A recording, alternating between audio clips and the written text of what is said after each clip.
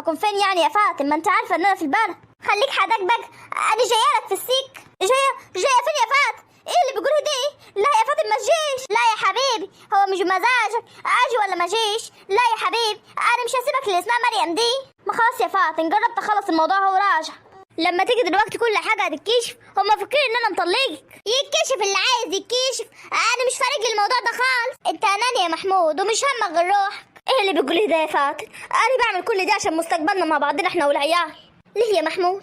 ليه اللي كتير؟ دي واحده غلبانه حرام. وبعدين انت عندك شيء وشويات، انت مش فقير يعني. ما لما يبقى عندي شيء وشويات وحبه زياده ابقى غني، ومش هحتاج اشتغل وافضل قاعد في الدار واقعد براحتي، واصرف كمان براحتنا ونجيب كل اللي نفسنا فيه.